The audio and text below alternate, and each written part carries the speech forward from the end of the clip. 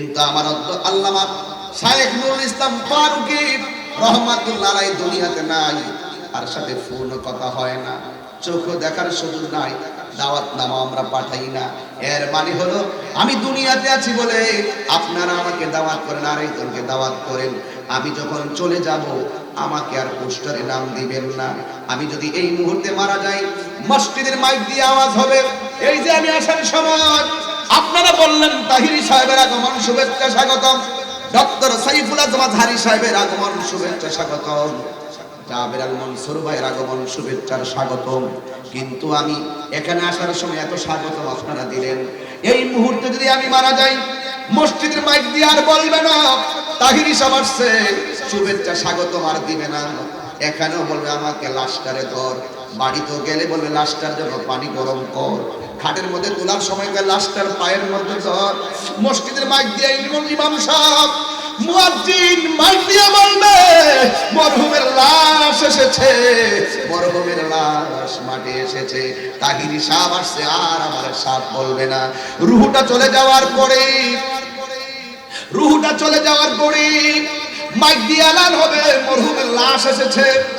এত ভক্ত এত আশেক আপনারা আমাকে আর তাহিরি সাহেব বলবেন না, শুধু লাশ আর লাশ। কবরে নামানোর সময় বলবে লাশটারে কবরে নামাও, বাসটার উপরে দাও, লাশের উপরে মাটি দাও, আমাকে মাটি দিয়া সোজা চলে আসবেন, আমার কবরে একজন যাবে না। এটাই হলো পৃথিবী, এটাই হলো পৃথিবী। বাস্তব কথা হলো আমার পূর্বে আলোচক বলছেন ঈমান এমন একটা ব্যাপার, এটা মাথার বিষয় না, এটা হলো এই জায়গার ব্যাপার। এই জায়গাটাকে ইখলাসটাকে সুদৃঢ় করুন, হৃদয়টাকে সফট করুন, মনটা হৃদয়টাকে প্রসন্ন করুন, যুবক আত্মাটাকে শুদ্ধ করুন। আমরা যখন একটা গুনাহ করি আমাদের এই জায়গায় একটা কালো দাগ পড়ে যায়, দুইটা গুনাহ করলে দুইটা কালো দাগ পড়ে যায়। এই জন্য এই জায়গাটাকে দুধের মতন আয়নার মতো পরিষ্কার রাখতে গেলে আমরা সদা সর্বদাই আল্লাহর ইবাদত করতে হবে। আমার নবীর মহব্বতের প্রয়োজন আছে না নাই? এই জন্য আমার বাবারা ঘড়ির কাঁটা ধরে ঘন্টাখানে কথাই বলবো, কিন্তু খুব মনোযোগ দিবেন। গভীর রজনীতে আমাকে যে বিষয়টা দিয়েছেন আমি বিষয়ের উপরে কথা বলবো। এই দুনিয়া থেকে চলে যাব, জবানটা খুলে, জবানটা খুলে বলুন আমাদের আসল ঘরের নাম এই বিল্ডিং না কবর। আরো বড় করে বলুন না বিল্ডিং না কবর। রাস্তা হলো দুইটা, রাস্তা কয়টা? একটা রাস্তা হলো ভালো রাস্তা, আর একটা হলো মন্দ রাস্তা। ভালো রাস্তায় যদি চলেন আপনি যাবেন জান্নাতের ভিতরে, খারাপ রাস্তায় যদি চলেন আপনি যাবেন জাহান্নামের ভিতরে।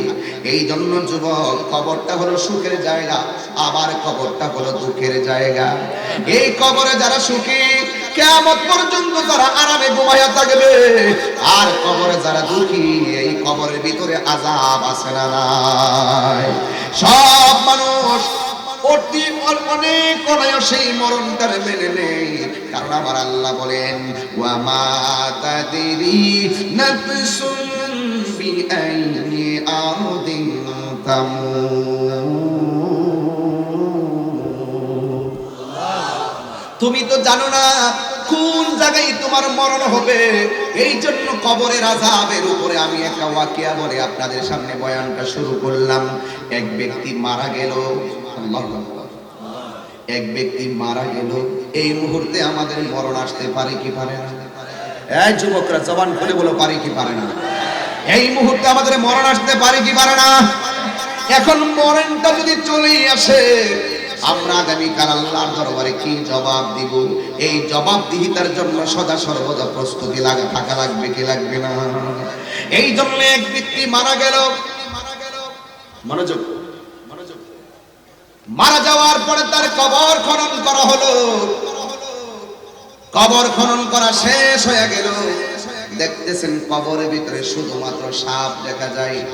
আপনারা বলেন সাপটা কি একটি স্বাভাবিক খবর নাকি অস্বাভাবিক খবর? এই সাপ দেখার পরে সবাই ভয় পেয়ে গেল। সবাই বলল কি ব্যাপার, কবরের ভিতরে কেন সাপ দেখা যায়? ওই মুহূর্তে সবাই ভয় পেয়ে এলাকার গণ্যমান্য ব্যক্তিদেরকে বললেন কবরে সাপ দেখা যায়। এবার এই কবরটা পরিবর্তন করে আর একটা কবর করা হলো। ওই কবরটা করার পরে দেখতেছেন ওই কবরের ভিতরেও সাপ দেখা যায়। দুনিয়ার জমিনে কেউ সাপ দেখলে ভয় পায়া দৌড় মারে, আর দুনিয়ার সামনে যদি কেউ কাউকে সাপে দংশন করতে আসে, আর একজন মানুষ দেখলে তার সাপটাকে মারার জন্য লেগে যায়। কিন্তু কবরের ভিতরে এমন একটা জায়গা, ওই কবরের ভিতরে সাপ আসলে কেউ তোমাকে উদ্ধার করার জন্য যাবে না। কথা বলেন না ঠিক কিনা? কেউ যাবে না। তুমি সুখী কিনা দুঃখে যুবক, আমি আমার আব্বাকে পরে 3 বছর হলো কবরে নামাই দিয়ে আসলাম, আজ পর্যন্ত জানলাম না বাপটা কবরের ভিতরে কেমন আছে। এই জন্য দুনিয়ায় বিপদে পড়লে আমাকে উদ্ধার করার জন্য মানুষ দৌড়ায় আসে, আর কবরের মধ্যে তুমি বিপদে পড়ে গেলে কেউ তোমাকে রক্ষা করার জন্য যাবে না। এই জন্য ওই কবরের ভিতরে সাপ। এবার ওই কবরটা পরিবর্তন করে আর একটা কবর করা হলো। ওই লোকটার কবর করা শেষ হওয়ার পরে আবার দেখতেছে কবরের ভিতরে আর একটা সাপ দেখা যায়। কিন্তু যার কবরে সাপ দেখা যায় এই মানুষটা 5 ওয়াক্ত নামাজি, এই লোকটা রোজাদার, এই লোকটা আমলদার, এই লোকটার কোনো আমলের অভাব নাই। সবাই মানুষ মনে মনে চিন্তা করে কি ব্যাপার, এই লোকটা এত আবেদা ছিল, জাহেদা ছিল, এই লোকটার কবরে কেন সাপ দেখা যায়? আলোচনা সমালোচনা শুরু হয়ে গেল। এবার এই খবরটা এলাকার গণ্যমান্য ব্যক্তির কাছে জানানো হলো। একজন বিজ্ঞ আল্লাহর ওলির কাছে বিষয়টা বলা হলো। যেই মাত্র বলা হলো আবার তাকে জিজ্ঞাসা করলে একটা কাজ করো, তার জন্য আর একটা কবর করো, কিন্তু এই কবর যদি সাপ পাওয়া যায় ওই কবরের ভিতরে তারে দাফন করে দাও। কারণ কেন? লাশ যত উপরে থাকবে, দিন যত যাবে লাশ থেকে গন্ধ আসতে পারে, ওই কবরের ভিতরে তারে দাফন করে দাও, কিছু করার নাই। এবার ওই মুহূর্তে আর একটা কবর করা হলো। ওই কবরের ভিতরে তারে কবর খনন শেষ হয়ে গেল, দেখতেছেন ওই কবরের ভিতরে একটা সাপ দেখা যায়। আপনারা বলেন, যেই সন্তান বাবার কবরে পরে দাঁড়াইয়া বাবার কবর দেওয়ার আগে সাপ দেখে, এই সন্তানের ভিতরে টেনশন আছে না নাই? এবার ওই কবরের ভিতরে যখন সাপ দেখা যায়, ওই সাপ সহকারে তারে কবরের ভিতরে দাফন করে দেওয়া হলো। ওই মুহূর্তে কি ব্যাপার, এমন মানুষটা নামাজ পড়তো, এমন মানুষটা রোজা রাখতো, এই মানুষটার কবরে কেন সাপ দেখা গেল? কিছুই বুঝতে পারে না। সাপ সহকারে কবরের মধ্যে দাফন করে দেওয়া হলো। এবার সন্তানের ঘুম নাই, নিদ্রা নাই, এলাকাবাসীর মনের ভিতরে জল্পনা কল্পনা শুরু হয়ে গেল। এবার একজন কবর খননকারী বলে, এই এলাকাবাসী, আমরা তো জেনেছি লোকটা 5 ওয়াক্ত নামাজ পড়তো, আমরা জেনেছি লোকটা অনেক ভালো মানুষ ছিল, কিন্তু এই লোকটার কবরে কেন সাপ দেখা যায়? এই বিষয়টা একটু যাচাই বাছাই করার দরকার। দেখি তার পরিবারের কাছে যাই, তার স্ত্রীর কাছে যাই, কারণ স্ত্রী স্বামীর ভালো মন্দ সম্পর্কে জানার ক্ষমতা আছে না নাই? একটা স্বামী যখন স্ত্রীর সঙ্গে উঠা বসা করে, তখন স্বামীটা কেমন স্ত্রীটা কিছুটা বুঝতে পারে, আবার স্বামীটা কেমন সেটাও স্ত্রী বুঝতে পারে। হাদিস শরীফের মধ্যে এসেছে, কোন স্ত্রী যদি মারা যায়, স্বামী যদি স্ত্রী কবরে পারে যায় বলে, আল্লাহ আমার স্ত্রীটা অনেক ভালো ছিল, আমার নবী বলেন, আমার আল্লাহ তার স্ত্রীটাকে জান্নাত দান করে দে। এই জন্য আমার ভাইয়েরা সবাই তার স্ত্রীর কাছে গেল, যাওয়ার পরে বলতেছে, তোমার স্বামী মারা গেল, আমরা যত কবর করলাম সব কবরে বিছাবার সময় কিন্তু বাদ বেঁধে দেওয়ার সময় খুব তড়িঘড়ি করছি বোঝার জন্য। এই জন্য যুবক ভাইরা আমার স্ত্রীর কাছে গিয়ে বলল, তোমার কবরের ভিতরে কেন সাপ? তোমার স্বামীকে কবর খনন করার পরে দেখলাম কবরের ভিতরে সাপ দেখা যায়। আমরা তো জানি তোমার স্বামী অনেক ভালো মানুষ ছিল, কিন্তু এই কবরের ভিতরে কেন আমরা সাপ দেখলাম? তোমার জানা চিনি তোমার স্বামী কেমন ছিল একটু বলো। স্ত্রীটা ডাক দিয়া বলে, হ্যাঁ আমার প্রতিবেশী, আপনারা যা জানেন আমিও তা জানি। আমার স্বামী নামাজ পড়তো, সেটা আপনারাও জানেন আমিও জানি। আমার স্বামী রোজা রাখতো, আপনারাও জানেন আমিও জানি। কিন্তু আমার স্বামীর জীবনে এমন একটা অন্যায় ছিল, এটা আমি ছাড়া আপনারা সমাজের কেউ জানেন না, আমার মনে হয় ওই অন্যায়ের কারণে কবরে যাওয়ার আগে আমার আল্লাহ সাপটা নামায়া দিয়েছেন। কই কি অন্যায়? কই আমি হাজারবার আমার স্বামীর আমি না করেছি, আমার স্বামী আমাকে মানে নাই, কিন্তু আমার স্বামী তো জানতো একদিন দুনিয়া ছেড়ে হারিয়ে যাওয়া লাগবে। এই দুনিয়ার ব্যবসার লাভজনক শস্য, এই দুনিয়ার লাভজনক কিছুই তোমার কবরে যাবে না, যাবে শুধুমাত্র তোমার নীতি, তোমার ইখলাস, তোমার চরিত্র, তোমার আমল, তোমার ঈমান। আর দুনিয়ার কোনো সম্পদ তোমার সঙ্গে কবরে যাবে না। আমি অনেকবার বলেছি আপনি একদিন হারিয়ে যাবেন, আপনি এইরকম অন্যায় করিয়েন না। যদি দুনিয়া থেকে চলে যাওয়ার ভয় কারো থাকে, সে কোনোদিন অন্যায় করতে পারে না। আমার স্বামীকে আমি অনেকবার বলেছি, আমার স্বামী মানে নাই, মানে নাই, মানে নাই, কিন্তু আমার স্বামী দুনিয়া থেকে হারিয়ে গেছে। হারিয়ে যাব একদিন আমি, রব নাই ভুবন চিরদিন। শুধু এই কথাটা মনে রাখবেন, একদিন আমিও হারিয়ে যাব, আমার পাশে যারা আছে তারাও হারিয়ে যাবে। ঠিক কিনা বলেন না? হারিয়ে যাব একদিন আমি, রব নাই ভুবন চিরদিন। ক্ষমা করে দিও তোমরা আমায়, ক্ষমা করে দিও তোমরা আমায়, ভুল করে থাকি যদি কোনো দিন। হারিয়ে যাব একদিন আমি, রব নাই ভুবন চিরদিন। সবাই বলেন, হারিয়ে যাব একদিন আমি, রব নাই ভুবন চিরদিন। ক্ষমা করে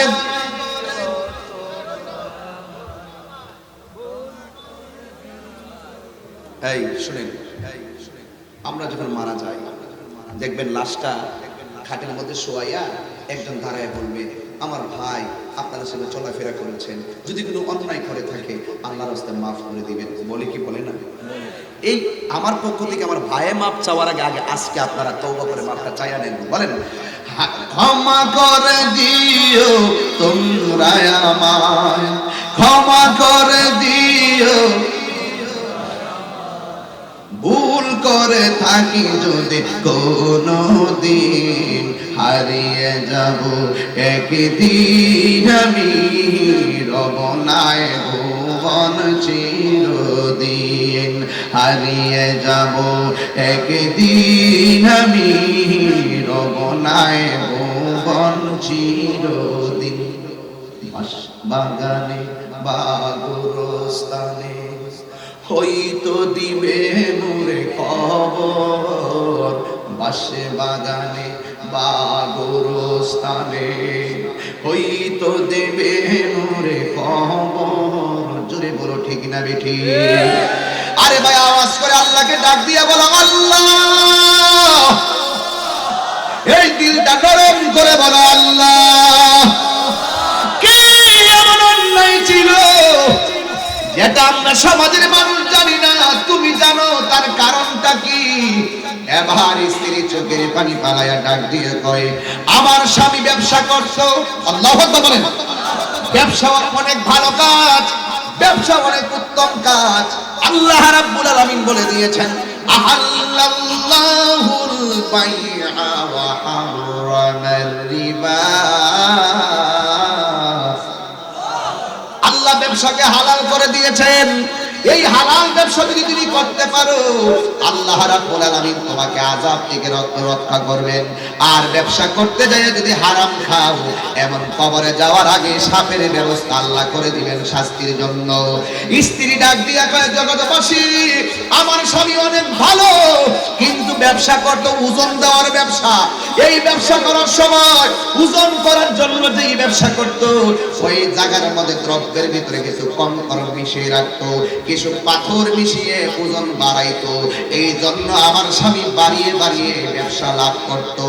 যেমন মনে করেন 1 কেজির জায়গায় যদি তোমাকে 250 গ্রাম পাথর দিয়ে দেয়, মাল না দিয়ে পাথর দিয়ে ওজন বাড়িয়ে ব্যবসা করত, সমাজের মানুষ তার নামাজ কালাম দেখে ভদ্রতা দেখে কোনো কিছু করে নাই, আমার স্বামীকে অনেক বিশ্বাস করত, কিন্তু আমার স্বামী সমাজের মানুষকে ব্যবসায়ী ক্ষেত্রে ফাঁকি দিত। আমার মন বলছে আমার স্বামী ব্যবসার ভিতরে মানুষকে ফাঁকি দিত, এই জন্য মনে হয় আমার স্বামীর কবরে যাওয়ার আগেই স্বর্গ দেখা গিয়েছে। এই জন্য যুবক, আমাদের দেশের ভিতরে চাউলের ব্যবসা আছে না নাই? চাউলের মধ্যে কিন্তু কেউ পাথর মিশাই না। এলাকায় গরু আছে না? এই জন্য আপনাদেরকে সতর্ক করে দিচ্ছি, 3 কেজি দুধের ভিতরে আধা কেজি পানি দিলেন, এই পানি দিয়ে মানুষের সঙ্গে প্রতারণা করলেন, দুধটা বাড়িয়ে ওজন বাড়ালেন। আমি বিশ্বাস করি এমন ভাবে যদি মানুষের সঙ্গে প্রতারণা করেন, কবরের ভিতরে আযাবটাকে সত্য না মিথ্যা? এই জন্য যুবক, ব্যবসা করব, হালাল ব্যবসা করব, মানুষকে ফাঁকি দিলে আপনি শেষ পর্যন্ত ঠকে যাবেন। আপনি মানুষকে আপনি মানুষকে দ্রব্যের পাল্লা যদি ভারী করে দেন অন্য পাথর দিয়ে, আল্লাহ রাব্বুল আলামিন মিজানের পাল্লাটা হালকা করে দিবেন। মনে রাখবেন, এই দুনিয়ায় যে মানুষকে ঠকায়া দেয়, হাসরের ময়দানে আপনিও মিজানের সামনে ঠকে যাবেন। এই জন্য যুবক ভাইরা আমার, এখনো বলি, পায়ের মধ্যে হাত দিয়া বলি, আপনারা এখন আওয়াজ করে বলুন, আমাদের আসল ঘরের নাম কি বিল্ডিং না কবর? এই আওয়াজে মানি না, জোরে বলেন, বিল্ডিং না কবর? এই কবরে যারা গেছে তারা কি ফিরে আসছে? আমি তাহিরি চইলা গেলে কি আর ফিরে আসবো? এই জন্য মরণের কোনো বয়স নাই। অনেকে মনে করে হঠাৎ মরণ এসে গেছে, কয়েক স্ট্রোক করে মারা গেছে, মাথা ঘুরায় মারা গেছে, পানিতে পড়ে মারা গেছে, কয়েক হঠাৎ করে মারা গেছে। না না না না না, হঠাৎ করে মরে নাই।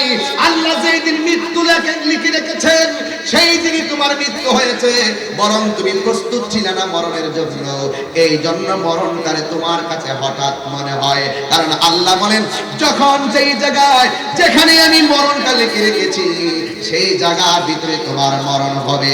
আপনারা বলেন, হায়াতের মালিককে? তার মানে হলো, এই কবরে গেলে সুখ আছে, আমার দুঃখ আছে, কিন্তু যদি আপনি ইমানদার হতে পারেন, তাহলে আপনার সামনে আজরাইল আসবে, আয়েশা আপনার সালাম দিব। আরো জোরে করে সুবহানাল্লাহ। আজরাইলের সালাম দিবে। আমি মাঝে মাঝে একটি জায়গায় প্রায় সময় বলতাম, যারা জমেও সই না, হ্যাঁ কি কয়, যারা মাটিও খায় নাই। আপনার হাদিস শরীফের মধ্যে এসেছে, আল্লাহর প্রেমিক যারা, তাদের গায়ের মধ্যে মাটিও স্পর্শ করে না।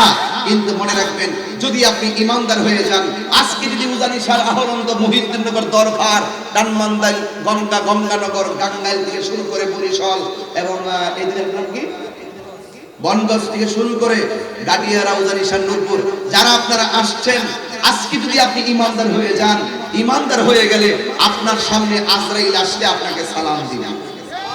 আর বড় করে বলেন না সুবহানাল্লাহ। আজরাইল কি করবে? আপনাকে সালাম দিবে।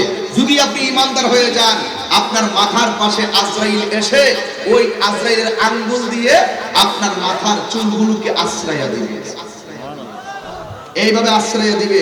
তখন আপনার চোখের মধ্যে একটা ঘুম ঘুম ভাব আসবে। ঘুম ঘুম ভাব যখন আসবে, আজরাইল তখন মুখটা আপনার কানের কাছে লাগাইয়া বলবে, এ আল্লাহর বান্দা, একটু পরেই তোমার রূহটাকে কবজ করব, তোমাকে চলে যেতে হবে দুনিয়া ছেড়ে। তখন একমাত্র ইমানদার যারা, ওই মুহূর্তে যদি আপনি বেঈমান হন, আপনি বলবেন, এই দুনিয়াতে আমার নামাজ বাকি আছে, আমাকে একটু সময় দাও, আমার রোজার বাকি আছে, আমাকে একটু সময় দাও, আমার হজের বাকি আছে, আমাকে শুধু একটু সময় দাও, আমার মায়ের খেদমতের বাকি আছে, আমাকে একটু সময় দাও। এই উজানিশারের মানুষ, আপনি যদি বেঈমান হন, আজরাইলের কাছে বলবেন, আমার এটা বাকি আছে, ওইটা বাকি আছে, আমাকে একটু সময় দাও। এই আপনাকে আল্লাহ এতদিন সময় দিয়েছে, নামাজ পড়লেন না কেন? আপনাকে এতদিন সময় দিয়েছে, আপনি রোজা রাখলেন না কেন? মৃত্যুর সময় তুমি বাঁচার কাকুতি করো কেন? কিন্তু মনে রাখো, বেঈমান যারা, তারা মনে করে এই পৃথিবীটা হলো পানাখানা, কিন্তু ইমানদার যারা, তারা মনে করে এই দুনিয়াটা হলো জেলখানা। আজরাইল যখন বলবে তোমাকে এখনই মৃত্যুবরণ করতে হবে, ইমানদার বলবে, আজরাইল আর দেরি করো না, আমাকে এখনই রূহটা নিয়ে যাও, এখনই রূহটা নিয়ে যাও। আমার মনিবের সঙ্গে দিদারের জন্য আমার মনটা পাগল পাগল হয়ে আছে।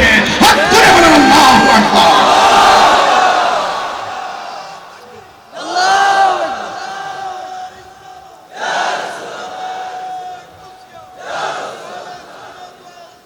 শোনেন,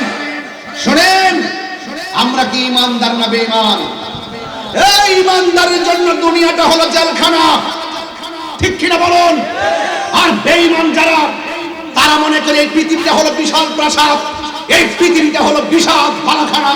কিন্তু তারা জানে না ফেরাউন কিন্তু দল বল আর সম্পদে কম ছিল না, নমরুদ কিন্তু দল বল আর জনপদে কম ছিল না।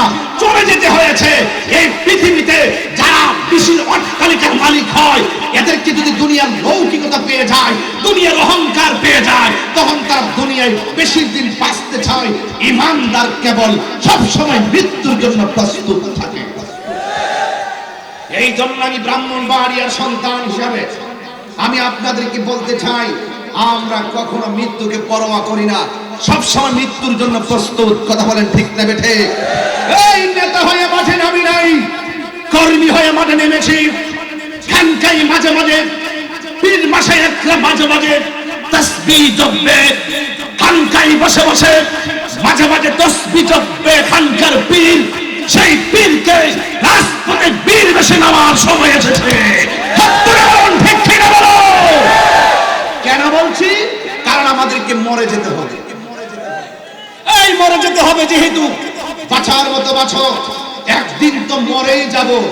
কিন্তু মনে রেখো জানি সারবাসী, লড়ে যাব, লড়ে যাব। তাহিরিকে হুমকি ধামকি দিয়ে কোনো লাভ নাই। কারণ এই পৃথিবীতে এসেছি সত্য, চলে যাব সেটাইও সত্য। কিন্তু কবরে যদি যাই, হুব্বে রাসূল নিয়ে যদি যাই, কবরে যদি রাসূলের ইশক নিয়ে যাই, কবরে যদি মুস্তাফার প্রেমের মালা পড়ে যাই, আমি বিশ্বাস করি এই পৃথিবীর মানুষের কাছে আমার যাতনা হতে পারে, কিন্তু আমার প্রেমের ঠিকানা মদিনা হলে আমার কবরের ভিতরে সুখের ঠিকানা করে দিবেন কে? আর জোরে বলেন, কে করে দিবেন? এই জন্য সকলকে বলবো, সদা সর্বদা মৃত্যুর জন্য প্রস্তুত থাকো। আজরাইল এসে ইমানদারের মাথার চুলের মধ্যে আশ্রিয়ে দিবে। তখন আজরাইল আশ্রিয়ে দেওয়ার পরে যখন বলবে তোমার মরণ হবে, এই ইমানদার বলবে তাড়াতাড়ি রূহটা নিয়ে যাও, দুনিয়া আমার ভালো লাগে না। কারণ দুনিয়া থেকে সে মালিককে রাজি করেছে। আমি মালিককে রাজি করেছি আমার মনিবকে দেখার জন্য। আমার মনটা পাগল পাগল হয়ে রয়েছে। আল্লাহ তখন ডাক দিয়ে বলবে একটা ফেরেশতাকে, এ ফেরেশতা, এই উজানি শাহ আমার এই প্রেমিকের রূহটা কবজ হবে।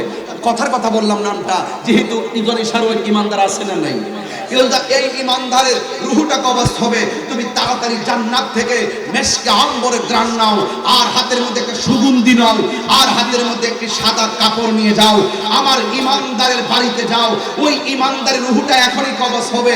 তুমি, আজরাইল বসছে তার মাথার পাশে, আর তুমি গিয়ে এদিকে তাকান, চুপ,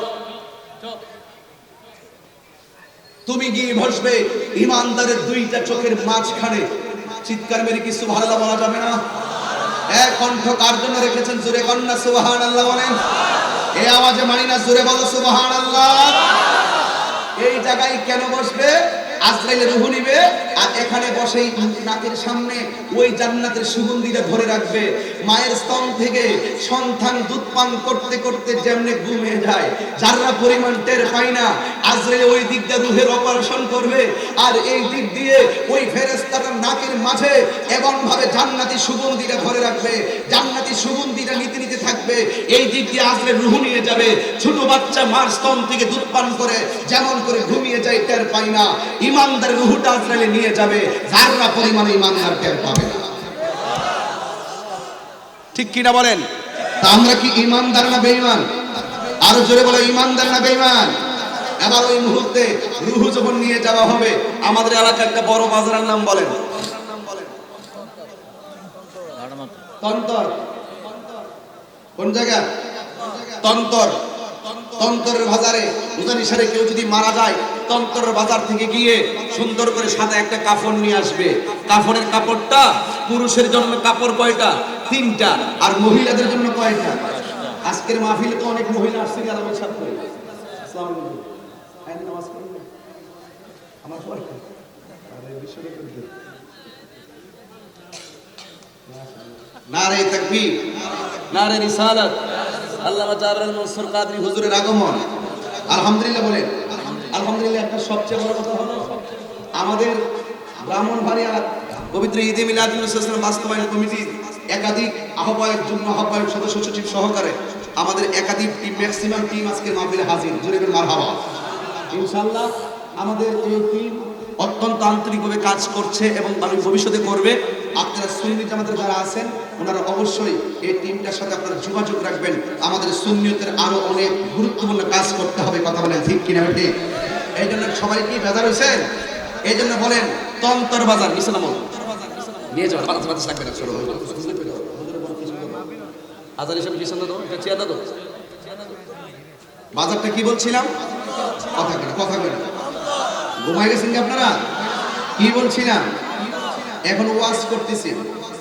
এখন কি করতেছি? কথা বলেন। শুরু থেকে ওয়াজ শুরু করলাম, বিষয় দিছি কবর। স্টিল আসার পরে চিন্তা করছিলাম অন্য দিক দিয়ে, কিন্তু আমি তো এলাকার মানুষ হিসাবে আপনাদের কাছে একটু ক্ষমা চেয়ে আমি যে চলাফেরা করে আমার বিয়াদবি হয়, এই জন্য আমি ক্ষমা নিয়ে যাওয়ার, মরে যাওয়ার প্রত্যয় নিয়ে আপনাদের কাছ থেকে ক্ষমা নেওয়ার একটা সুযোগ করে দিয়েছিল কমিটিরা। মরে যেহেতু যাব, আপনার সাথে চলাফেরায় ভুল বিয়াদবি হলে মাফ করে দিবেন। কি জানি বলতে চেয়েছিলাম কথাটা, আর আরেকটা ধরো এরা আছে ওই তন্ত্র বাজার। এখানে তো সকালে গেলে মাছ পুরুষের কাপড় কয়টা? কথা না, পুরুষের কাপড় কয়টা আর মহিলাদের কয়টা? 5টা। ওই তন্ত্র বাজার থেকে কাপড়ের কাপড় আনবে আমার দেহটারে কি করার জন্য? বাইন্ডিং করার জন্য। পুরুষের কাপড় কয়টা? ঘুমাই গেছে না? আমার এখন মনে হয়েছে কি বলছিলাম, আমি বলছি এখন ওয়াজ করতেছি, এই কথাটা বলছিলাম। তোমরা আমার ঘুরাইলেছি অন্যদিন, সব মিললে তো ঘুরে যাওয়ান লাগে, ঠিক না? আমরা ব্রাহ্মণবাড়ির কিছু ভাষা তো কম লাগে, নাহলে চলেও না, ঠিক না? এখন ওয়াজ করতেছি, কমিটির বিষয় দিচ্ছে এখন যাবি এটা কেটা হেতে কেটা দরস্তা বড় দরস্তা এই এখন ওয়াশ করতেছি। কি করতেছি? কথা বলে কি করতেছি? একটু করে ওয়াশ করুন।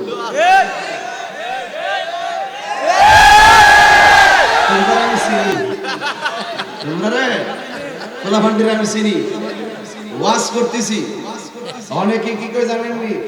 কবরে গেলে নবীর ছবি দেখাইব, কইব এটারে এটারে তুমি চিনো নি? দেখা আরে রোহিঙ্গা কুমাই কি বলে কি? আবার কয় নবী থাকবে মদিনাতে, কবর থেকে আঙ্গুল দিতে দেবো লোকটা কেডা? এইগুলো কিছু বিয়াদবদের আমি হুজুর যদি আরেকটু সময় থাকতো এই প্রশ্নটা আমি করলাম হইলে। এই যে সালাফি যে প্রশ্নটা, এটা সালাফিটা আমি নিজে বইটা দেওয়াইছি, কারণ এটা গুরুত্বপূর্ণ প্রশ্ন ছিল। অনেকে আমরা বুঝি না, এই প্রশ্নটা অনেক মিসগাইডেড হয়, এই জন্য আমি ব্যাখ্যাটা করাইছি। অনেকে বলে কবরের ভিতরে নবীর ছবি দেখাবে। আচ্ছা, কবরে কি নবীর ছবি দেখাবে নাকি নবী সশরীরে থাকবে? এক সুন্নির কথা বলো, নবী কি? আরে হাত দিলে বলো, হাত দিলে বলো নবী সশরীরে থাকবে, তাতে কোনো সন্দেহ আছে? হাত দিলে বলো সন্দেহ আছে? যারা এই সমস্ত বিভ্রান্তিমূলক কথা বলে আমার সমাজের মানুষগুলোকে গুমরা করতে চায়, এদের সংখ্যা কিন্তু আমাদের এলাকায় আর নাই, কিছু কমে গেছে। কথা ঠিক কিনা? আস্তে আস্তে আরো কমে যাবে। হ্যাঁ, আস্তে আস্তে আরো কমে যাবে। এই জন্য বলছিলাম তন্তর বাজার, এতক্ষণে এসে তন্তর বাজার থেকে কাফনের কাপড় আনবে আমার বডিটারে বাইন্ডিং করার জন্য, নাকি? এবার আল্লাহর পক্ষ থেকে ফেরেশতা দিয়ে যে কাপড়টা পাঠাবে, এটা পাঠাবে কেন? ওই কাপড় রংটা কিন্তু সাদা, ওইটা পাঠাবে শুধুমাত্র ইমানদারের রূহটাকে বাইন্ডিং করার জন্য। আপনার সম্মানটা কত? গভীর মনোযোগ। আল্লাহ রাব্বুল আলামিন ওই রূহটারে বাইন্ডিং করার জন্য জান্নাত থেকে সাদা কাপড় পাঠাবেন। জান্নাত থেকে পাঠানোর পরে ওই সাদা কাপড়টারে সুন্দর করে বাইন্ডিং করে ফেরেশতা উপরে দিকে নিয়ে যাবে। প্রথম আকাশের মধ্যে যখন রূহটা নিয়ে যাবে, ওই প্রথম আকাশের ফেরেশতা ডাক দিয়ে বলবেন, ও ফেরেশতা, তোমার হাতে কি এত সুন্দর গান কোনদিন তো আমাদের নাকে লাগে নাই। এবার ফেরেশতা বলবে, এটা এমন গ্রামের ইমানদারের রূহ। জোরে জোরে বলুন সুবহানাল্লাহ। দ্বিতীয় আকাশে যাবে, ওই জায়গার ফেরেশতা বলবে কে গো, এত সুন্দর রূহ, এমন সুন্দর গ্রানটা দেখা যায়। এবার দ্বিতীয় আকাশের ফেরেশতার জবানে বলবে এটা হলো ঈমানদারের রূহ। তৃতীয় আকাশে যাবে, এমন ভাবে ওই রূহটাকে সালাম দিবে, ইয়া আইয়াতুহান নাফসুল মুতমাইন্না ইরজিই ইলা রাব্বিকি রাদিয়াতান মারদিয়া ফাদখুলি ফি ইবাদি ওয়াদখুলি জান্নাতি। এই আত্মা যখন উপর দিকে নিয়ে যাওয়া হবে গো, আল্লাহ বলবে ফেরেশতা যাস না, এই রূহটাকে রাখার জন্য, ঈমানদারের রূহটা রাখার জন্য আমি আল্লাহ একটা বাড়ি বানাইছি। ওই বাড়ির নাম হলো ইল্লিন। ইল্লিনের মধ্যে ওই রূহটা রেখে দাও, ওই রূহটা সেখানে রেখে দিবে। আর এই দিক দিয়া আপনার নামটা কি বাবা? হ্যাঁ, শহীদুল ইসলাম সাহেব আজকে সভাপতি। আজকের সভাপতি ঈমানদার হয়ে গেলে উনার রূহটাকে ইল্লিনের মধ্যে রেখে দিবে, আর উনার বডিটারে দুনিয়ার তন্তর বাজারে কাপড় দিয়া এমন ভাবে বান্ডিল কইরা গুরুস্থানের পারে নিয়ে যাবে। যখন কবরের মধ্যে নামায়া দিব, ওই মুহূর্তে আল্লাহ ডাক দিয়া বলবে ফেরেশতারে, আমার ঈমানদার শহীদুল ইসলাম রে কবরের মধ্যে নামায়া দেন। ওই কবরের মধ্যে নামায়া দিয়েছে, বাঁশের ছানিগুলো দেওয়া হয়েছে, উপরের দিকে দিয়ে কাঠিগুলো দেওয়া হয়েছে, আর মাটিগুলো সুন্দর করে দেওয়া হয়েছে। সবাই এখন তারে দেখে চলে যাবে যার যার বাড়িতে। আমার পাগলের কবরে যা, এই রূহটারে নিয়ে পাগলের ভিতরে দিয়া দে। এই কবরের ভিতরে আমার পাগলের ইন্টারভিউ হবে। জোরে জোরে কি আল্লাহু আকবার বলা যাবে না? এবার ওই শহীদুল ইসলাম সাহেবের, আল আমিন হাবিবি সাহেবের ভিতরে যখন রূহটা কবরে দেওয়া হবে, ওই কবরে দেওয়ার পরে তুমি কবরের ভিতরে জিন্দা হয়ে যাবে। দুইজন ফেরেশতা কবরের মধ্যে যখন নেমে যাবে, ইন্টারভিউ হবে।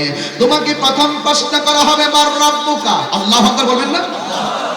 মার রব্বুকা, তিনি ঈমানদার, তিনি ডাইরেক্ট বলে দিবে রব্বি আল্লাহ। আল্লাহু আকবার। তারপরে জিজ্ঞাসা করা হবে মামা দিনুকা, তোমার ধর্ম কি? তিনি কবরে উত্তর দিয়ে দিবেন দীনি আল ইসলাম। ওরে বাবা, দুনিয়ার পরীক্ষা কেন্দ্রের পরীক্ষা গোপন থাকে, আউট হলে আর পরীক্ষা হয় না। কিন্তু কবরে গেলে ঈমানি পরীক্ষা তোমার হবে। ওই সেন্টারে যাওয়ার আগেই আমার আল্লাহ তিনটা প্রশ্নকে আউট করে দিছে। দুনিয়ার মানুষ যদি মুখস্থ করতে করতে কণ্ঠস্থ ঠোঁটস্থ অন্তস্থ করার পরে যদি মারা যায়, কবরে গেলে তিনটা প্রশ্নের উত্তর দিতে পারবে না। এই কবরের উত্তর যদি দিতে হয়, তোমার নেক আমল আর ঈমানের প্রয়োজন আছে না? না, আমি যদি মারা যাই, এই দেখেন পাঞ্জাবি পরলাম, আমার পাঞ্জাবির মধ্যে দুইটা পকেট আছে, এই দুইটা পকেটে আমি টাকা রাখি, পয়সা রাখি, কিন্তু চিরদিনের ড্রেসের নাম হলো কাফনের কাপড়। এই কাফনের কাপড়ের মধ্যে কোনো পকেট নাই। বোঝা গেল দুনিয়ার পাঞ্জাবি তুমি পরো নিজের কিছু মাল রাখার জন্য, কিন্তু কবরের যে পাঞ্জাবি, এই কবরে কোনো পকেট নাই, মানে কিছু নেওয়ার আর সুযোগ নাই।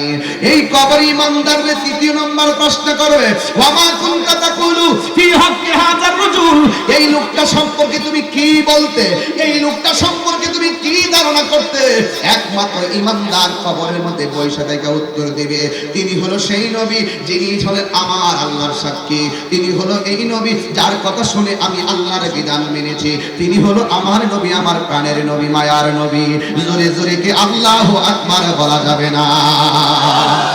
যেই মাত্র ঈমানদার কবরের ভিতরে তিনটা প্রশ্নের উত্তর দিবে গো, ওই মুহূর্তে আমার আল্লাহ ডাক দিয়া বলবে, আমার ঈমানদার ফার্স্ট ক্লাস ফার্স্ট হয়ে গেছে।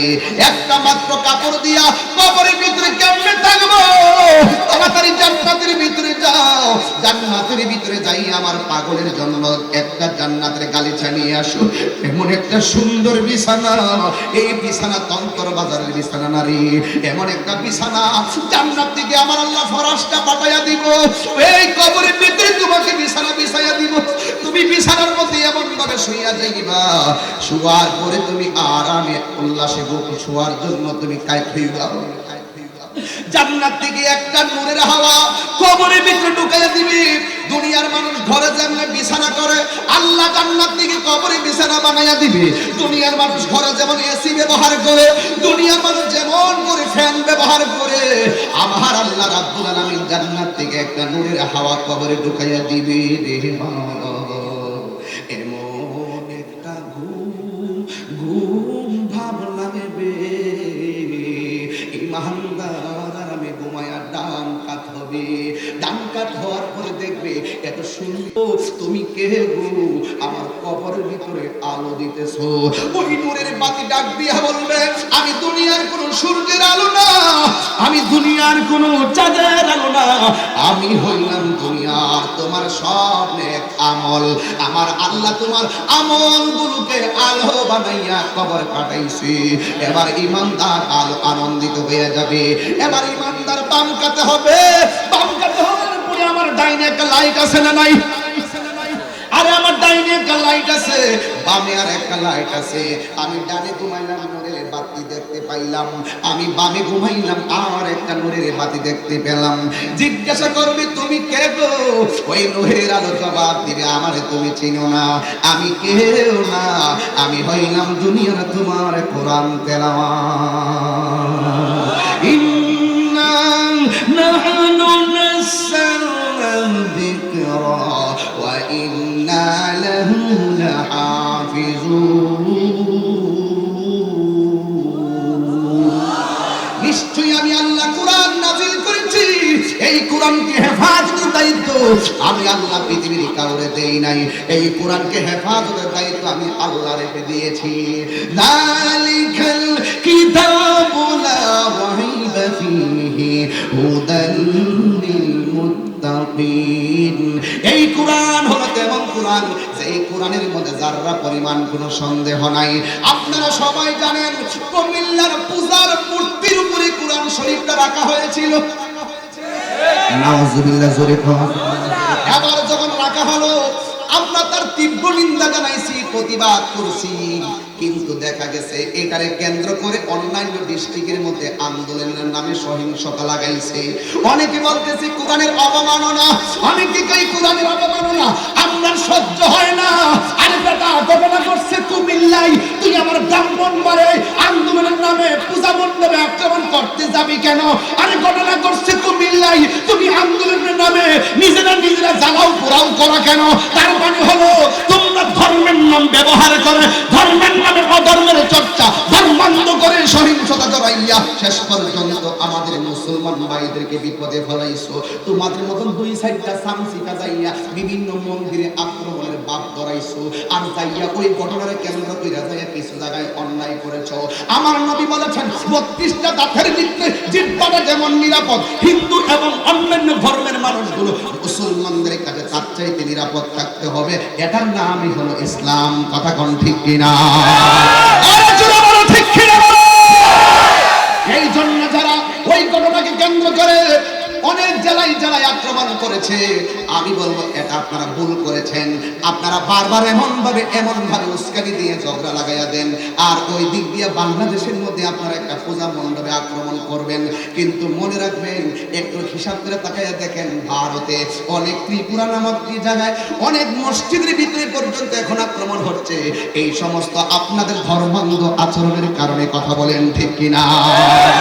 এই জন্য ঘটনা করছে যেখানে বিচার হবে সেখানে। কুমিল্লাতে আইন আছে না নাই? একজন আছে না নাই?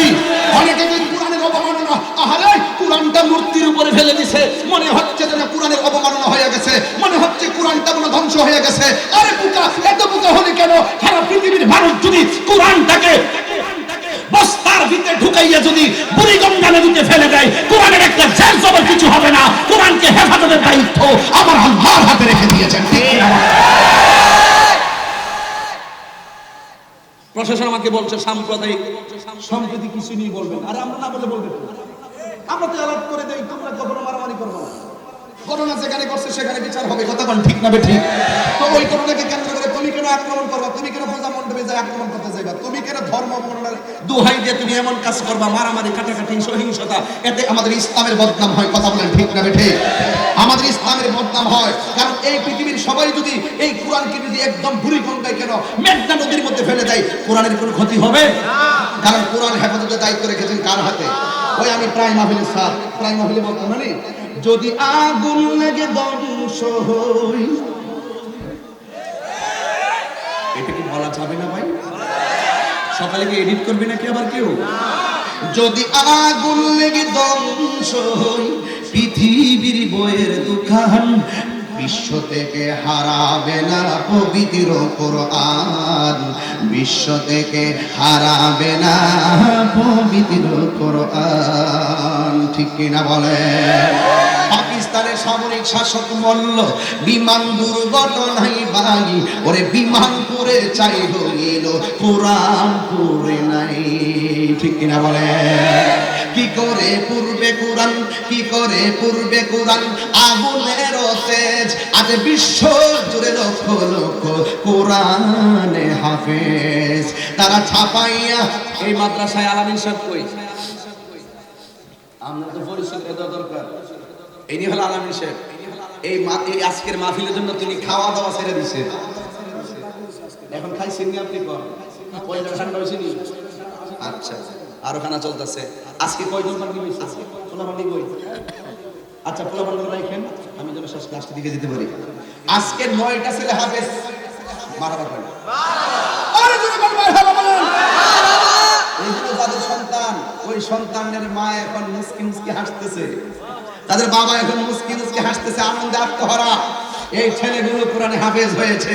এই মাদ্রাসাটা আমাদের সুন্নিয়তের একটা মার্কাজ। কথা বলেন ঠিক না বেঠি? এই আরামে সে খাওয়া দাওয়া শেষ। কোন দেখো ভাইজান? আল্লাহই জানে, আল্লাহই জানে। কি আল্লাহ যখন দয়া করে এভাবেই করে। ফাঁকি দিয়ে কি হতে হবে? আমাদের ধৈর্যের একটা সাগর বানাতে হবে। তুফান আসবে বহু, ধৈর্যের সাথে তার মোকাবেলা করতে হবে। কথা বলেন ঠিক না বেঠি? এই হাফেজগুলো তাদের সিনাটার মধ্যে কোরআন তারে ধারণ করেছেন।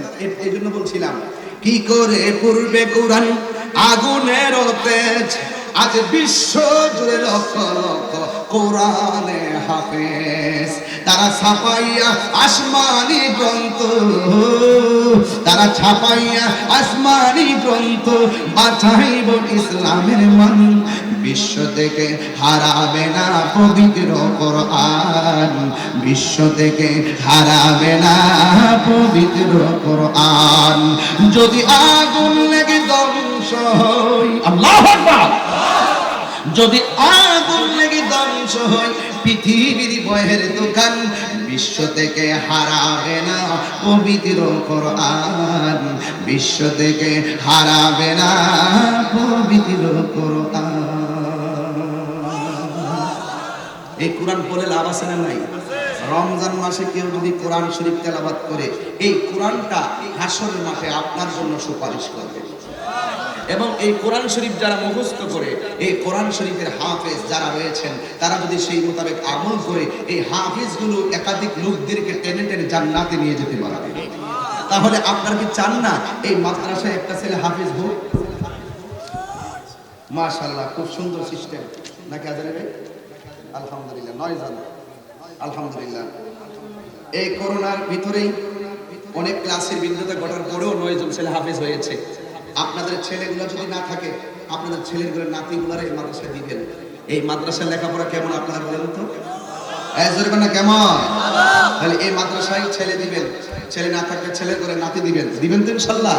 এই মাদ্রাসাটার দিকে একটু চানে মানে আপনারা সহযোগিতা করবেন। রাজি আছেন না সবাই? এই জন্য বাবার আমার ওই কোরআন যারা তেলাওয়াত করে, আমার একটা আফসোস লাগে। একটা ঘরের কথা বলবো, কি বলবো? একটা কথা বলি, আমাদের ঘরে দেখবেন কোরআন শরীফ যখন থাকে একটা তক্তার উপরে থাকে, অনেকের ঘরে কোরআন শরীফ একটা তক্তার উপরে থাকে, ঘরের কোনায় থাকে। পাশাপাশি এই কোরআনকে তেলাওয়াত করার সময় তাদের মাসে একবার হয় না, এবং কোরআনটার উপরে ময়লা পড়ে থাকে। দেখবেন অযত্নে কোরআনটা পড়ে থাকে, কিন্তু টেলিভিশনটা খুব সুন্দর করে পরিষ্কার করা হয়। আমার মা বোনদেরকে বলছি, এই মা বোনরা দেখবেন কোরআন শরীফটা তেলাওয়াত না করলেও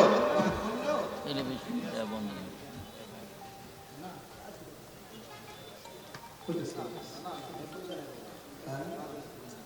না উনি ভালো মতো বুঝছি বুঝছি তো নবীন ভাই বলতে এক নম্বর আচ্ছা এই আল্লাহ চিতা মিটা বুঝি না পাগলারে জিনা মিলি পাগলা কইতাছে গো হুজুর রুমালটা হটাই দেন না রুমালটা হটাই দিতে লাগেছে কটা বাজে মাশাআল্লাহ যথেষ্ট সময় দিয়েছি আলহামদুলিল্লাহ হ্যাঁ আমাদের একটা হিসাব আছে বাইন্ডিং আছে বিশেষ করে আমার আর আগে বাইন্ডিংটা ছিল কিন্তু বলি না আপনাদেরকে এরপরে বলছি যে আমাদের অনেক মায়া করে প্রশাসন কোনটা ঠিক না ঠিক এই জন্য আমাদেরকে এই পর্যন্ত সময় দিচ্ছে আমরা অনেক ধন্যবাদ জানাই কারণ আমাদের বিশেষ করে মোল্লা এখানে আছেন আমরা কিন্তু একটা বাইন্ডিং এর মধ্যে আজকে এই মাহফিলে করতে আসছি এরপর আমরা আর বেশি দেরি করবো না তবে এই চলে আরে বাড়ি কই বাড়ি কই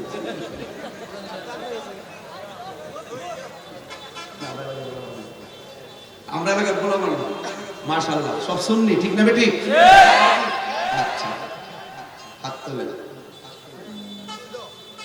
হাত নামা এই মাদ্রাসার মাহফিলটা যে হচ্ছে আপনারা কি খুশি না বেজার কোরআন তেলাওয়াত করলে লাভ না লস কতক্ষণ লাভ না লস আমি যে কথা আমার মা বন্ধুকে বলতে চাইছিলাম কথাটা কইতাম নি কথাটা বইলা ফেলি নাইলে আমার পেটের মাথা জমে যায় বোঝার সাথে খাওয়া অনেক মজা সুমন এই সুমন ভাই তো যে লোকটা খাওয়াইছে তো এদিকে এই লোকটা আজকের মাহফিলে সবসময় নাকি তাবার উপরে গরু দেয় নাকি আচ্ছা আচ্ছা আই নো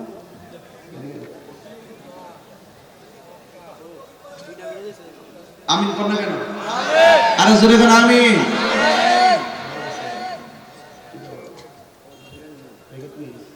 আচ্ছা ঠিক আছে আমরা খাই মিলাদুল নবীর মাহফিলের বিরিয়ানি আর হে গো রাসূল কামি এই হাত দিলা তো ঠিক না বেঠি সামনে এগুলো ভালো আমি সামনে যেন সিল্লাইতে নিচ্ছি গরু আনো কিছু নেই কত দাম 2,10,000 সামনে তো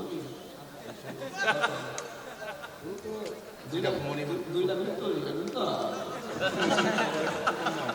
আচ্ছা সবসময় অনেক দাবি দেয় এবারে নাকি কম দামে দিচ্ছে তাহলে বোঝা গেল যে আগামী বছর 2.5-3 লাখ হইতে আল্লাহ দেওয়ার তৌফিক দান করবেন আমিন আলহামদুলিল্লাহ সুন্নিয়তের একটা বীর যোদ্ধা আল্লাহ কবুল করুন আমিন কোন আর আম্মা বেঁচে আছে আম্মাকে যেন আল্লাহ পাক হায়াত দারাজ করে কোন আমিন আরে বেটা সব মার দোয়া হইতাছে সুন্দর বিল্ডিং বানাইছো যাই করছো সবগুলা কার দোয়া মায়ের দোয়া আজকে আজহারি সাহেব আমার শ্রদ্ধাভাজন আজহারি সাহেব উনি যে আজহার থেকে লেখাপড়া করে এখন ইংল্যান্ডের জমিনে যিনি অল ভাষায় যিনি বক্তব্য দেয় যেখানে আরবি দরকার সেখানে আরবিতে বক্তব্য দেয় যেখানে ইংলিশে দরকার সেখানে ইংলিশে 24 আওয়ার্স একদম 24 ঘন্টায় যিনি অনার্বল কথা বলেন ইংলিশ যেখানে বাংলা দরকার হয়তো আপনাদের সামনে খুব সহজ সরল ভাষায় তিনি কথা বলেছেন ওনার কথার মাপকাঠি অনেক উঁচা এই জন্য আজকে আপনাদের সাথে মনের মাধুরীতে মিশে যিনি কথাগুলো বলেছেন জিজ্ঞেস করেন আপনি এত ডক্টরেট হয়েছেন আপনি লেখাপড়া করেছেন আপনার এখন সারা বিশ্বে আপনাকে চিনে এই যে একটা সুনাম এই পজিশনটা আপনি কিসের মাধ্যমে অর্জন করেছেন তিনি বুকে হাত দিয়ে বলবে আমার মা আমার জন্য নিঃস্বার্থে দোয়া করেছে মানে এটা হলো বাস্তব কথা যেমন আমাকেই বলেন না এই সম্বন্ধে বলেন না যে বলেন আলামী শব্দ বলেন সবাই বলবে হুজুর আমার মায়ের দোয়ার কারণে আমি আজকে এই পর্যন্ত এসেছি এই জন্য অনুরোধ করে বলবো তাহিরির ওয়াজ যদি 1 মিনিটের জন্য মহব্বত করে থাকেন আজহারি হুজুরের ওয়াজ যদি 1 সেকেন্ডের জন্য ভালোবেসে থাকেন মহিউদ্দিন মোল্লা ভাইয়ের ওয়াজ যদি 1 মিনিটের জন্য ভালোবেসে থাকেন আজকে মুজালিসের মাহফিল থেকে ওয়াদা করেন জীবনে কোনোদিন মা বাবার মনে কষ্ট দিব হুজুর বলেন মা বাবার মনে কষ্ট দিব মা বাবার মনে কষ্ট দিয়া তাহিরির কাছে সামনে বসে ওয়াজ শুনবেন আপনার ওয়াজ শোনায় কোনো কাজ হবে না মা বাবার মনে কষ্ট দিয়ে আপনি হজ করতে যাবেন আপনার কোনো কাজে আসবে না এই জন্য আমি বলছিলাম মা বোন আসছে কিনা কয় আসছে মা বোনকে বলে যে মা আপনার ঘরের ভিতরে কোরআনটা যেন অবহেলায় না থাকে প্রতিদিন সকালবেলায় নিজে কোরআন শরীফটা পড়বেন পাশাপাশি আপনার সন্তানকে সকাল সকাল ঘুম থেকে উঠিয়ে মক্তবে পাঠাবেন কারণ কোরআনের আলোতে যে ঘরটা আলোকিত এই ঘরের মধ্যে রহমত কম থাকে না বেশি থাকে যেই দুঃখিনী মা যেই দুঃখিনী মা হাই রে আমায় করেছে লালন করেছে লালন আমি কেমনে দিব ওই দুঃখিনী মায়ের দাফন, আমি কেমনে দিব ওই দুঃখিনী মায়ের দাফন। মাগো তোমার মতো লই না কেহ আমায় কোলে টানি, মাগো বলে না তোমার মতো লই না কেহ আমায় কোলে টানি, আঁচল দিয়ে মুছে নাকি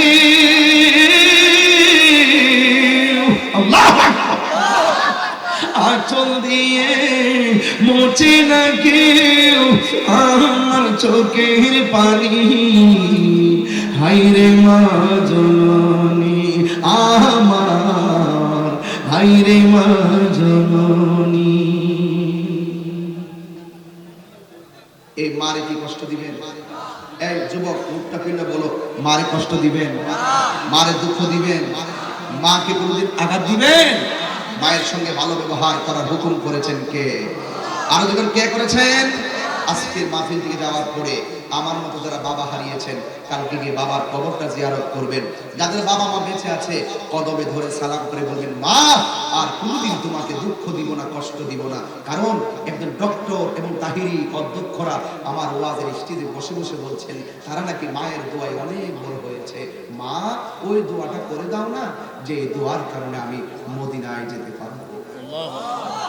এটা মায়ের পায়ে ধরে ধরে আপনি চোখের পানি ফালায় বলবেন, বাবারে মা তোমাদের কখনো শত্রু না, মা তোমাদের জন্য অনেক আপন। আজকে অনেক মা চোখের পানি ফালায় আমার কাছে বিচার দেয়, হুজুর আমার ছেলেটা লেখাপড়া করে না। আজকে আমি দেখেছি যতটা ছেলের মা কষ্টে আছে ম্যাক্সিমাম ছেলেগুলো নেশার সঙ্গে জড়িত হয়ে গেছে। কিসের সঙ্গে? আমাদের এলাকায় নেশা আছে না নাই? যেই সমস্ত সন্তানরা নেশার সঙ্গে জড়িত হয়ে গেছে এই সন্তানগুলোর জীবন ধ্বংস, এই সন্তানগুলোর ঈমান ধ্বংস, এই সন্তানগুলোর পারিবারিক প্রশান্তি, এই সন্তানগুলো মানসিকভাবে রোগী, এই সন্তানগুলো ধুকে ধুকে ধুকে ধুকে শেষ পর্যন্ত ভবিষ্যৎ ধ্বংসের দিকে ফেলে দেয়। কথা কোনো ঠিক কিনা?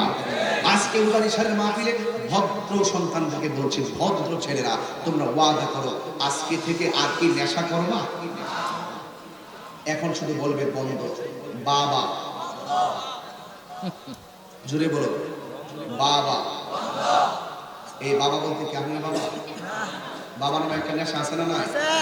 এ কনজেক্টর দল আছে কিনা? যেটা খাইবো আমার কাছে কইবেন, গোফরে নিয়ে থানাতে দিয়ে দিন। থানার বহুত লোকে চাই নামটা দিয়ে দিন। যে ডিলার ডলার আছে ডিলার ডলার সব সাইজ করে লাভ। বাবা তোর দিকে বেড়ে তোর চুরি লড়ছে না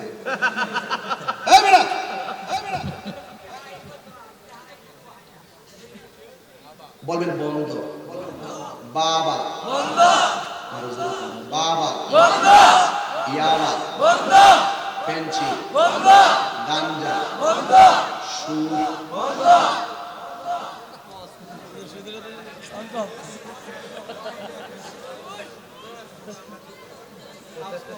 আসেনি সুদ? এই সুদ কুট্টি সমাজে বেশি মস্তানি করে। যেটা সুদ খাইব হেলে সমাজের নেতাগিরি থেকে বোল্ড আউট করে দিবেন। যে সুদ খাইব এটার মেম্বার চেয়ারম্যান বানাই ধরতেন না। রাজি আসেননি? সবাই রাজি আসেননি? যে এটা সুদ খাইব এটার পিছনে নামাজ পড়তে পারতেন না। কথা কোন ঠিক না বেটি? সুদ করে কোনো ইমামতি নাই। কথা বলেন ঠিক কিনা বলেন? সুদ করে কোনো খেতাবত নাই। কথা বলেন ঠিক কিনা বলেন? সুদ করে কোনো মাতবরগিরি নাই। ঠিক কিনা বলো? একটা সুদখোর কোটি টাকার মালিক হতে পারে, মসজিদের সভাপতি হওয়ার যোগ্যতা তার নাই। হাত তুলে বলুন ঠিক কিনা বলো?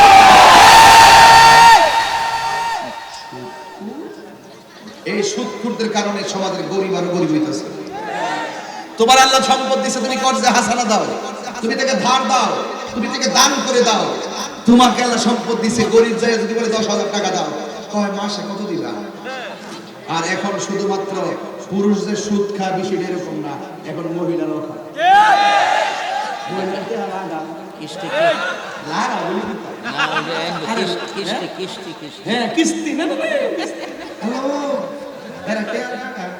এই যে মহিলাগুলো টাকা লাগাইবো, এই মহিলাগুলো জামাই লেগে বড় গলা কথা কয়। জামাই টাকা পাঠা মাসে কত 1 লাখ, তাই নিয়ে 1 লাখ টাকা লাগায় মাসে মাসে হাজারে কত 150 কি জানো শুনি হাজারে কত 10,000 কত 1 লাখে কত 10 মাসে কত হয়েছে লাভ না হ্যাঁ 1 লাখ হয়েছে নি 12 মাসে কত 1 লাখ। আচ্ছা এখন 1 বছর পরে জামাই তুমি টেহাটা কি করছো তোমার টেহাকে আমি খাই লাইছি নো তোমার টেহাটা এই আসল টেহা দিয়ে দিছে লাভ আছে কত এই যখন বউ গেলে লাভ শুনে দেখি এটা এমনি টেহার মালিক হ্যাঁ কথা বলেন ঠিক না বেটি?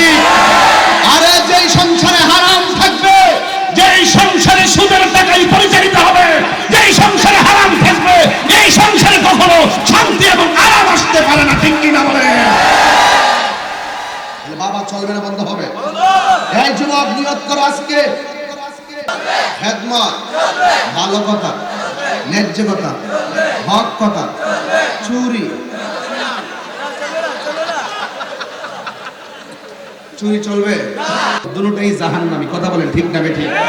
এই জন্য আমরা সুদ খাবো না, সুদ দিব না, ঘুষ খাবো না, ঘুষ, কিন্তু আমরা মায়ের মনে কখনো কষ্ট দিব। এই যুবক, এই যে একটা মোবাইল, এই মোবাইলটার কারণে তোমরা ধ্বংসের দিকে। একটু নিজের বিবেককে খাটায় দেখো, মোবাইলের কারণে ধ্বংসের দিকে। এই মোবাইলে পাবজি গেমস আছে না নাই, ফ্রি ফায়ার আছে না নাই, সারাদিন এই গেমসের উপর ঘুরে থাকে, লাস্টে এই জন্য বলছি মোবাইলে আসক্তি থেকে দূরে থাকতে হবে। মদ, গাঁজা, ইয়াবা নেশা করা যাবে। যেই সমাজে নেশা থাকে এই সমাজের মানুষ আতঙ্কিত থাকে। কথা বলেন ঠিক না বেটি? এই জন্য নেশা করে একজন হোক আর 10 জন হোক, সমাজের সবাই মিলে তা প্রতিরোধ করতে হবে। কথা বলেন ঠিক কি না? আল্লাহ আমাদের সকলকে বোঝার তৌফিক দান করবেন, আমিন। আপনাদের জন্য মাহফিল কমিটিরা ব্যাপক তাবারকের আয়োজন করছে। এই তাবারকটা ইনশাআল্লাহ আপনারা নিয়ে যাবেন। আমার মাহফিলে মনে হয় এই 5 বছরের ভিতরে 3টা মাহফিলে তাবারক ছিল, এর মধ্যে আজকে একটা। রাত্র বাজে বেড়া আমরা খাবো বিরিয়ানি, হ্যাঁ গরইব চুলকানি। এই জন্য আমরা কি বিরিয়ানি খাওয়া বন্ধ করে দিব? আল্লাহ যেন কবুল করে বলেন, আমিন। ভাই যুবক পায়ে ধরে বলি, আমারে কিন্তু অনেক প্রশাসন থেকে আমার স্যাররা বলে যে যুবকরা তো আপনার জন্য খুব পাগল, কিন্তু যুবকদেরকে বলবো, যুবক তোমরা যদি ভালো হতে চাও, ভবিষ্যতের স্বপ্ন যদি কাজে লাগাতে চাও, জীবনে কখনো মা বাবার মনে কষ্ট দিবা না। আর পাশাপাশি নেশা করো, হাত তোলেন, হাত তোলেন, হাত তোলেন, এই হাত তুলে ওয়াদা করেন, আর নেশা করবো, হাত নাড়ায় বলো, আর নেশা করবো, আর নেশা করবো। নামাজ চলবে কি চলবে না? আজ হাত তোলা শুনবে না, হাত তোলো। এখন খেলা চলতেছে, কি খেলা? T20। কি খেলা চলে? এই T20 খেলা কোন দেশে চলতেছে? দুবাই। দুবাই খেলা চলে।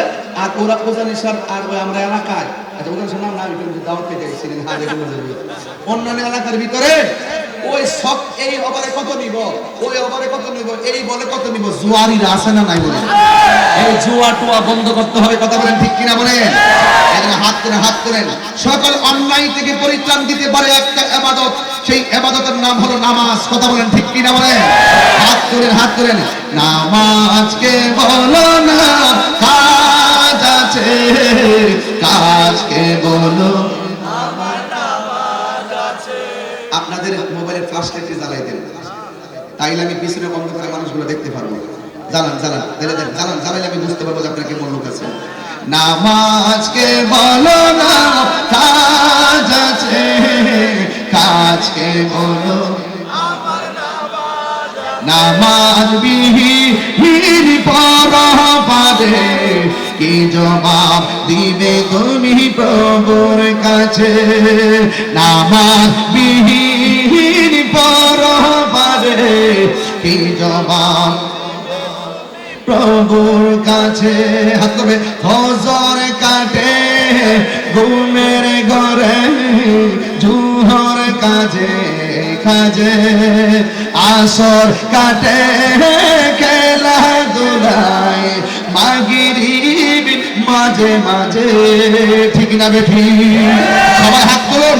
নামাজকে বলো না এ কাজকে বলো, আমার নামাজ আছে।